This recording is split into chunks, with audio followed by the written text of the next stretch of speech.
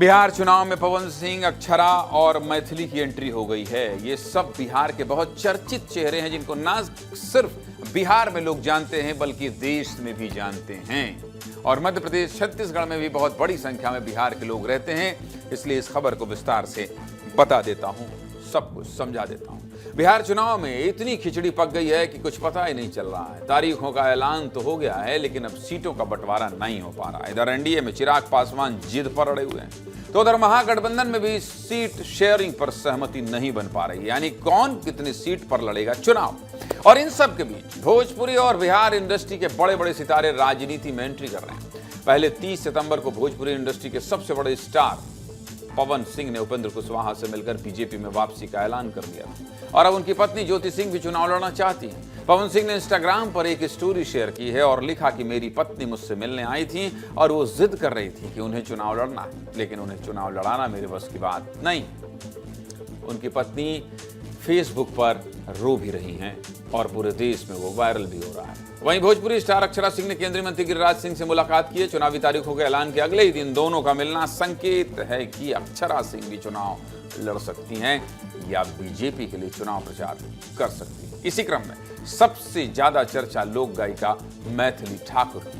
6 अक्टूबर को मैथिली ठाकुर से मिलने बीजेपी के राष्ट्रीय महासचिव विनोद तावड़े और गृह राज्य मंत्री नित्यानंद राय पहुंचे थे, जिसके बाद ये चर्चा तेज हो गई कि क्या मैथिली ठाकुर बीजेपी से चुनावी मैदान में उतर सकती है और मैथिली दरभंगा से चुनाव लड़ सकती है। चुनाव लड़ने की खबरों पर मैथिली ठाकुर ने क्या कहा है, सुना देते हैं, सुनिए। हमारे देश के 2 बड़े नेताओं से मिली, नित्यानंद राय जी और विनोद तावड़े जी। मैं पटना बिहार में उनसे मिली और जिस तरीके से फ़ोटो और कैप्शन के साथ उन्होंने शेयर किया तो ये मेरे लिए भी बहुत हमारे परिवार में सब बहुत खुश थे कि मुझे उस हिसाब से देखा जा रहा है और मैं बहुत एक्साइटेड हूँ इस नई जर्नी के लिए। मैं अपनी पूरे पोटेंशियल के साथ अपने क्षेत्र की सेवा कर सकूँगी, अपने राज्य की सेवा कर सकूँगी। मेरे मन में ये बड़ी प्रबल इच्छा हमेशा से रही है, तो बस मैं इस जर्नी के लिए तैयार हूँ। सीट अभी निर्धारित नहीं हुई है, लेकिन मैं चाहूँगी, मेरी प्रेफरेंस है कि दरभंगा, मधुबनी, जो दोनों मेरा खुद का घर रहा है, तो देखूँगी कि मुझे चाहत यही रहेगी कि दोनों में से कहीं से भी सीट मिले। ये तो हुई फिल्मी सितारों की बात, लेकिन एनडीए और महागठबंधन में मंगलवार को क्या हलचल रही वो भी देख लीजिए। चुनावी तारीखों के ऐलान के बाद मंगलवार को दिल्ली से लेकर बिहार तक मंथन चलता रहा। दिल्ली में बीजेपी के नेता चिराग पासवान को मनाने में लगे रहे। वहीं मंगलवार को ही नीतीश कुमार के आवास पर भी मीटिंग हुई, लेकिन फाइनल सहमति यहां भी नहीं बन पाई। उधर पटना में सोमवार रात को तेजस्वी यादव के घर पर लगभग 6 घंटे तक बैठक चली, लेकिन महागठबंधन में भी कोई सहमति नहीं बन पाई। आखिर बात बिगड़ कहां रही है और कौन कितनी सीटें मांग रहा है, ये भी आपको बता देता हूं। देखिए, दरअसल चिराग पासवान 30 सीट और जीतन राम मांझी 15 सीटों पर चुनाव लड़ना चाहते हैं और बीजेपी इतनी सीटों पर मानने को तैयार नहीं है। दिल्ली में चिराग पासवान के आवास पर सीट शेयरिंग को लेकर बैठक हुई। केंद्रीय मंत्री धर्मेंद्र प्रधान, बिहार प्रभारी विनोद तावड़े और बिहार के स्वास्थ्य मंत्री मंगल पांडे चिराग को मनाने पहुंचे। 45 मिनट तक की मीटिंग चली, लेकिन चिराग अपनी मांग से पीछे नहीं हटे।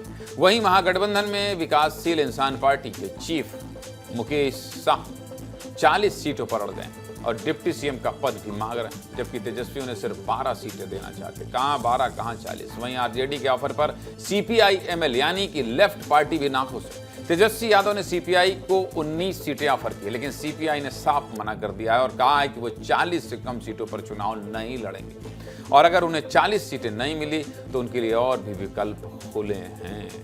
दरअसल महागठबंधन में सबसे ज्यादा नाराजगी कांग्रेस से। वीआईपी और लेफ्ट दोनों ही कांग्रेस पर भरोसा नहीं कर रही हैं और वो चाहती हैं कि कांग्रेस के हिस्से में से कुछ सीटें काटी जाएं और उन दोनों को दी जाएं। आज दिन भर चली बैठकों के बाद दोनों गठबंधन के नेताओं ने कहा क्या है, ये भी सुना देते हैं। कोई झंझट नहीं है, अनुभवी और सुलझे हुए लोग हैं और जिनके मन के अंदर सेवा का भाव से काम कर रहे हैं, उन व्यक्ति को कहीं प्रॉब्लम और कहीं समस्या नहीं आती। सीट शेयरिंग प्रायः समाप्त हो चुका है। 2-4 थिंग जो टीदिंग प्रॉब्लम अंत में रहता है वही है, वो करके 1-2 दिन में घोषणा हो जाएगा। देखिए, बातचीत स्टार्ट हो गया है। हम समझते हैं 2 से 3 दिनों में हम लोग सब इसको लॉक कर देंगे। सीट शेयरिंग सब इंटरनल सेटल है। लगता है कि कल आप लोग को हम निमंत्रण शाम तक भेज देंगे। कल पीसी हम लोग करेंगे और आपको नंबर कौन पार्टी कितने सीट लड़ रहे हैं, कहाँ लड़ रहे हैं, सीएम कौन होंगे, डिप्टी सीएम कौन होंगे, वो आपको कल जानकारी हम लोग दे देंगे। संभावनाओं पर अब विराम लगना चाहिए, कुछ दिन का इंतजार करिए। हम समझते हैं कि जल्दी सभी सीटें और सभी पार्टनर हमारे पांचों साथ मिलकर इसकी घोषणा करेंगे। हर दल के जो सीनियर लीडर्स होते हैं वो एक बार एक फॉर्मल मीटिंग जरूर करते हैं और एनडीए में अभी सीट शेयरिंग की बात चल ही रही है और उस बातचीत में हमारे राष्ट्रीय अध्यक्ष चिराग पासवान जी की एक अहम भूमिका है।